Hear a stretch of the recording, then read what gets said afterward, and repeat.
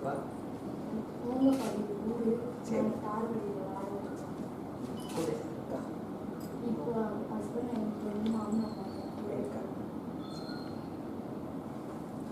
வீட்டு மனை வீடு அதெல்லாம் அந்த கொடுத்தல் போகிறதுக்கு கன்சல் கொடுத்துருக்காங்க. அப்படியா? ப்ரப்போசல் ரெடி ஆகிட்டு கிராமம். எப்போ கொடுப்பீங்க?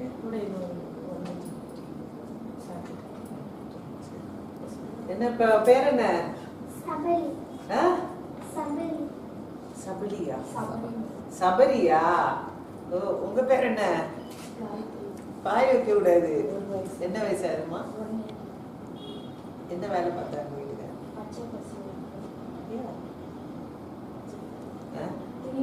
அவனுக்கு எந்த ஊரு? அங்கேதான். உங்களுக்கு எந்த ஊரு?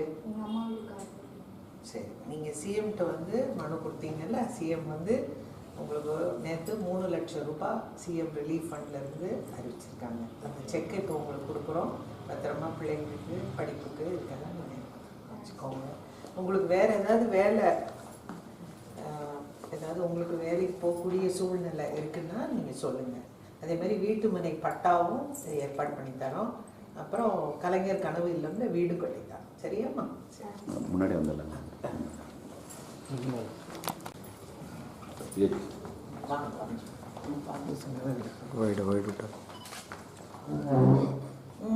நீங்களும் பிடிப்பீங்களா? பிடிச்சிக்கோ.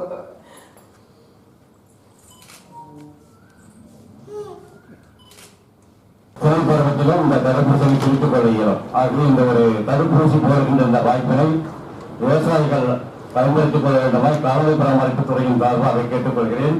அடுத்ததாக இந்த துறை தங்களுடைய கால்நடைகளுக்கு தடுப்பூசி செலுத்த வேண்டுமாய் கேட்டுக்கொண்டு அதில் முக்கியமாக 4 மாத வயதுடைய அடுத்து மானிய திட்ட கையெழுத்துகள் மருத்துவ மாவட்ட ஆட்சியாளர்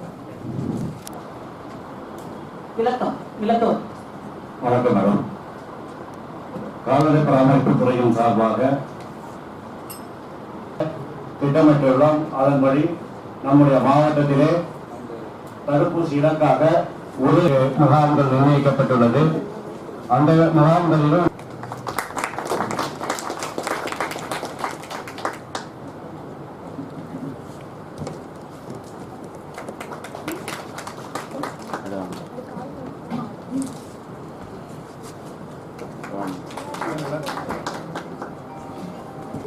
தெரிவித்துக் கொண்டு, மேடம், எங்களுக்கு கால்நடை சந்தை குடியாத்தத்தில் 2 நாட்களாக கோரிக்கை வைத்துக் கொண்டே இருக்கிறோம்.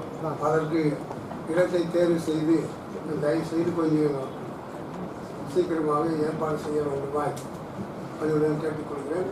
மேலும் ஆம்பூர் சர்க்கரை ஆலை கடந்த 10 ஆண்டுகளாக இயங்கவில்லை. கரும்பும் அந்த ஏரியாவில் யாரும் பயிரிடவில்லை. அந்த இடத்தை நம் ஒருங்கிணைந்த மாவட்டத்தில் இருக்கும்போது தான் அதில் எல்லாம் மெம்பர்ஸாக இருந்தோம். அந்த ஆலையில் காலியாக இருக்கும் இடத்தில் மாம்பழ தொழிற்சாலை அமைக்க வாய்ப்பு இருந்தால் அதை கொஞ்சம் ஏற்பாடு செய்து தருமாறு கேட்டுக்கொள்கிறேன். மேலும் இயற்கை விவசாயம் செய்வதற்கு அந்த இயற்கை உரை விதைகளான ஜலப்பு இந்த ஆண்டு கொஞ்சம் ஏற்பாடு செய்யுங்க மேடம். ஏன்னா ஜலப்பு கொஞ்சம் அதிகமான உயரம் வளரலாம். ஏற்கனவே தட்டைக்குண்டு சப்ளைஸ் தராங்க, அது கொஞ்சம் வளர்ச்சிக்கு குறைவாக இருக்கும். ஜலப்பு செல்கிறது மேடம். அது போகும்போது நிறைய பிளாஸ்டிக் கழிவுகள் அதிகமாக போகுது. அதை சேம்பாக்கம் போன்ற இடத்திலும் இங்கே வேலூர் பஸ் ஸ்டாண்ட் அருகிலும் கொஞ்சம் தடுப்பு போட்டு அந்த பிளாஸ்டிக்குகளை, அந்த பிளாஸ்டிக் கழிவுகளை மட்டும் ஒரு வேனில் ஏற்றி எடுத்துக்கொண்டால் வழியில் கால்வாய் அடைப்பு இல்லாமல் இருக்கும். அதனால் அதை கொஞ்சம் ஏற்பாடு செய்யுங்க. அதற்கடுத்து கடைசியாக நம்ம பாலாத்து ஓரமே முள் மரங்கள் அதிகமாக இருக்குது. அதை எடுக்கணும்னு சென்ற கூட்டத்தில் சொன்னீங்க. சீமை கருவேல மரங்கள் அதிகமாக இருக்குது. அதை கொஞ்சம் இந்த ஆண்டு எடுத்து நம்ம கலெக்டர் ஆஃபீஸ்லேருந்து சேம்பாக வெளியே கொஞ்சம் அதை கொஞ்சம் சீல் பண்ணி கொடுத்தீங்கன்னா, ஏன்னா விதைங்க வந்து நம்ம வளர்க்க பார்த்து அப்படியே போயிட்டே இருக்கும் அந்த விதைங்க. ஏன்னா விதை இப்போ தான் பூ பூக்குது. அதனால் கொஞ்சம் ஏற்கனவே காய் முட்டத்துக்கு முன்னாடி அதை கொஞ்சம் ஏற்பாடு பண்ணி அதை எடுத்து கொடுத்துருங்க மேடம். தலைமை பொறுப்பேற்று நடத்தி கொடுக்கும் கவியா நம்ம மாவட்டத்துக்கு ஒரு முக்கியமான கோரிக்கை இது. சென்ற ஆண்டு டிசம்பர்ல கூட மழை பெய்யும் போது பார்த்தோம், உபரி நீர் பாலாறு வந்து கலக்குது. இந்த டேம்ல இருந்து அதெல்லாம் தவிர்க்கப்பட்டு நல்ல தண்ணி நீரும் நல்ல விஷயம். அதனால விரைவில் அதுக்கான டிராக்டர்காரே வரமாட்டேன்றாங்க கிருஷ்ணகிரிக்கு. ஆனா ஃபர்ஸ்ட் ப்ரியாரிட்டி வந்து கர்நாடக மாங்காய்க்கு தான் கொடுக்குறாங்க. அது வந்து அவங்களுக்கு ஏதோ எசன்ஸ் அதிகமா இருக்கான். அது என்னென்ன காரணமா சொல்றாங்க. அதிகமான இது வந்து நீங்க வந்து மார்க்கெட்டிங் கூட அம்சிக்கு போனா ஆய்வு பண்ணி பாருங்க கிருஷ்ணகிரிக்கு. அங்கேயும் நம்ம மாங்காய் வந்து ப்ரியாரிட்டி இல்லை, ஆந்திராவிலையும் நம்ம மாங்காய் ப்ரியாரிட்டி இல்லை. இப்போ வந்து 50% மாங்காய் வந்து நிலத்திலேயே உதிரி போச்சுங்க. நீங்க ஒன்று ஆய்வு பண்ணுங்க. 50% மாங்காய் வந்து நிலத்திலேயே வந்து அறுவடை பண்ணாதே உழுது போச்சு. இருக்கிற மாங்காய் கூட ₹1 ஒரு கிலோவுக்கு வராதுங்க. அப்படி இருந்தால் அதை அழிக்க முடியல. ஆனா இதை வந்து நாங்க தொடர்ந்து 4 ஆண்டா சொல்லிட்டு இருக்கோம். 4 ஆண்டாவே நம்மளுக்கு பிரச்சனை ஆகிடுது. 4 வருஷத்துக்கு முன்னே நம்ம மாங்காய் விற்க வச்சுட்டாங்க. இன்னைக்கு அவங்க அந்த பிரச்சனை தான். அந்த விவசாயிகளுக்கு அவங்க மானியம் கொடுக்கும்போது நம்ம மாங்காய் போகும்போது ஆந்திராவில் நமக்கு மானியம் கிடைக்காம போயிடும். நமக்கு கொடுக்கறதுக்காக நம்ம மாங்காய் அவங்க ஸ்டாப் பண்றாங்க. கிருஷ்ணகிரியும் நம்ம மாங்காய் விற்க வைக்கிறாங்க. இப்போ இதுக்கு இனி வந்து இப்பதான் வந்து மத்திய அமைச்சர் சந்திச்சுதான் நாங்க வந்து வேளாண் துறை அமைச்சர் சந்திச்சதாகவும் இது உணவுத்துறை அமைச்சர் சந்திச்சதாக நாங்க பார்த்தோம். இனிமேல் வந்து அவங்க மானியம் கொடுத்து நமக்கு வந்து டன் ஆவரேஜ் கொடுத்து பலனே இல்லை. ஏன்னா அறுவடை முடிஞ்சு போகும், இன்னும் 4 நாள்ல முடிஞ்சு கொடுக்கும். எங்களுக்கு ஏக்கருக்கு 50,000 ரூபாய் வந்து ஆவரேஜ் மானியம் கொடுத்தோம்னா மாங்காய் இருக்கு. அவங்க ஆந்திரா கர்நாடகா கொடுக்குற மாதிரி டன்னு கொடுத்து இனிப்பு பலன் இல்லைங்க. அது ஆவரேஜா இன்னும் வந்து நம்ம மாவட்டத்துல பிரதானமா தென்னை தான். தென்னையும் முடிஞ்சு போச்சு. தென்னைக்கு அந்த கரும்பு பூஞ்சா நோயினால தென்னையும் இந்த ஆண்டு முழுதும் கிடையாதுங்க. அதுக்கான இந்த மழை நிவாரணம் வந்து 2ஆம் கட்ட நிவாரணம் வருதுன்னா அந்த நிவாரணமும் இது வரைக்கும் வந்தது இல்லைங்க. அதை விட தொடர்ந்து சொல்லுகிறேன் மேடம், மாடு பிரச்சனை சட்ட ஒழுங்கு பிரச்சனை நடக்கும் போது சட்ட ஒழுங்கு பிரச்சனை ஆச்சுன்னா நீங்க வந்து நிக்க போறீங்க. அது கட்டாயம் நடக்கும் போது நான் வந்து பலமுறை சொல்லிட்டேன். அந்த மாடை குச்சி கட்டினா அந்த மாட்டு உரிமையாளர் வந்து அடிச்சுட்டு மாட்டு குடிச்சுட்டு போறாங்க. அது மாதிரியான ஒரு நிலைமை ஏற்படுது. இப்பவே பாருங்க, இந்த வேலூர் டவுன்ல சாரதி மாடிக்காண்ட காலையில பாருங்க, நைட்டு பாருங்க, அங்கேயும் படுத்துதான். எங்களோட நியாயமான விஷயம் இப்படி இருக்கு. 800 மீட்டர் இருக்கு, கடைக்கு போறது கஷ்டமா இருக்கு, எல்லாம் கஷ்டப்பட்டவங்கன்னு சொன்னா நியாயமா எவ்வளவு கடைகளை பிரிச்சு கொடுக்குறோம். அதுக்காக ரோடு மறியல் தான் வழி அப்படிங்கிறது வந்து ரொம்ப வருத்தத்துக்குரிய கண்டிக்கக்கூடிய விஷயம். செஞ்சதில்லை. இப்ப நாங்களே நேரடியா கமிஷனரு செயலாளர் இப்போ இவர் மூலயமா ஆளுநர் மூலயமா ஒப்புதல் லெட்டர் நாங்க வாங்கிட்டு மேடம். எந்த ஆர்ப்பாட்டமோ எதுவும் பண்ணல. உங்களையும் கேட்டிருந்தாங்க. அந்த அடிப்படையில் மானியம் கேட்கறது இது வந்து அரசாங்கத்தினுடைய கொள்கை முடிவு. ஒவ்வொரு மாநில அரசும் விவசாயத்தை பொறுத்தவரையில் ஒவ்வொரு துறையை பொறுத்தவரை ஒவ்வொரு மாதிரியான செயல் திட்டங்களை வைத்திருப்பார்கள். நம்முடைய மாநிலத்தில் விவசாயத்தில் வந்து நேரடி மானியம் வழங்குவது பதில், அதாவது விதைகள்ல இருந்து ஒவ்வொரு இதுலையும் சப்போர்ட் பண்ற மாதிரியான திட்டங்கள் தான் நம்முடைய மாநிலத்தில் இருக்கிறது.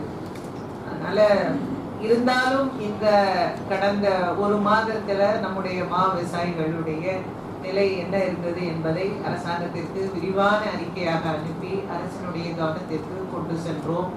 அரசும் அதற்காக பல்வேறு முயற்சிகளை எடுத்துக்கொண்டிருக்கிறது. நம்முடைய விவசாய தலைவர் அவர்கள் சொல்வது போல கிருஷ்ணகிரியிலே ஆந்திராவிலிருந்து மாம்பழங்கள் வருகிறது மாக்கூழ் தொழிற்சாலைக்கு என்ற தகவல் வந்து எந்த அளவுக்கு உண்மையானது என்பது எனக்கு தெரியவில்லை. நான் மாவட்ட ஆட்சித்தலைவர் கிருஷ்ணகிரி அவர்களை தொடர்பு கொண்டு கேட்ட பொழுது நாங்களும் சாலையிலிருந்து பார்டர் செக் போஸ்ட்ல இருந்து ஆந்திராவினுடைய அங்கே முழுமையாக அதை வந்து நாங்கள் தொடர்ந்து ஆய்வு செய்து அதை வந்து கண்ட்ரோல் பண்ணியிருக்கோம் அப்படிங்கிறத சொல்லியிருக்காங்க. போல அதனால நான் பல்வேறு முயற்சிகள் இந்த நம்முடைய ஆந்திராவிலும் சரி நம்முடைய மாம்பழங்களை அங்கே கொண்டு போய் இது தொழிற்சாலைகள் கொண்டு போகிறது பல்வேறு முயற்சிகள் நம்முடைய சார்பிலும் நம்ம மாவட்ட நிர்வாக சார்பில் எடுக்கப்பட்டது. இருந்தாலும் இந்த ஆண்டு முழுக்க விளைச்சல் அதிகமாக பரவலாக நம்முடைய நாடு முழுக்க உள்ள விளைச்சல் அதிகமாக இருந்த காரணங்களால் அவங்க வந்து அதை வந்து நம்முடைய கோரிக்கைகள் ஏற்றுக்கொள்ளக்கூடிய சூழ்நிலையில இல்லை.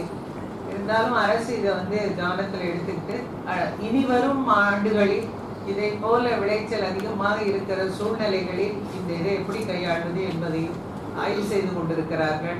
இன்று காலை நபார்டிலிருந்து வந்து எங்களை சந்தித்த பொழுது நான் அவர்களுக்கு சொன்ன செய்தி, எப்படியாவது நம்முடைய மாவட்டத்தில் ஒரு தொழிற்சாலை, ஒரு கூழ் தொழிற்சாலையை நாம் ஒரு கிளஸ்டராக டெவலப் பண்ணி எப்படியாவது ஏற்படுத்துவதற்காக நபார்ட் நீங்கள் எங்களுக்கு ஒரு ஒத்துழைப்பு நல்க வேண்டும் என்பதை அவங்ககிட்ட கேட்டுக்கொண்டிருக்கிறோம். வருவாய்த்துறையிலே சொல்லி இங்கே கேவி குப்பம்ல தொடங்கி அங்கே பரதராமி வரை குடியாத்த பகுதிகளில் இந்த கிளஸ்டர் ஏற்படுத்துவதற்கான இடத்தையும் தேர்வு செய்து அரசுக்கு கண்டிப்பாக நாங்கள் அடுத்த விவசாயிகள் கூட்டத்துக்குள்ள ஒரு அறிக்கை அனுப்பி வந்து வேலூர் மாவட்டத்தில் விவசாயிகளின் வாழ்வாதாரமாக இருக்கிற இந்த விவசாயிகளின் வாழ்வாதாரத்தை நாம் வந்து தொடர்ந்து சப்போர்ட் பண்ணணும்னா கண்டிப்பாக நம்முடைய மாவட்டத்தில் ஒரு mango juice factory, bulb factory வேண்டும். அதற்காகத்தான் இந்த முயற்சிகள் எல்லாம் நாங்கள் எடுத்து கண்டிப்பாக அடுத்த மாதத்திற்குள் அரசுக்கு ஒரு ப்ரப்போசல் அனுப்பிட்டு தொழில்துறையிலும் அரசினுடைய தலைமை செயலர் அவர்களுடைய கவனத்திற்கும் இதை எடுத்துச்சு. நான் சொல்றது எங்களுக்கு இப்போ கொஞ்சம் அவங்களுக்கு கொஞ்சம் ரூம் அலைன்மெண்ட் 2 டிபார்ட்மெண்ட்டும் ஒரே இடத்துல தொடர்புக்குள்ள மாதிரி ஏற்பாடு பண்ணி கொடுத்தா நல்லா இருக்கும் மேடம். இப்போ எங்கே இருக்காங்க தோட்டக்கலைத்துறை? பழைய பில்டிங்லேயே இருக்காங்க மேடம். மேடம் வணக்கம் மேடம்.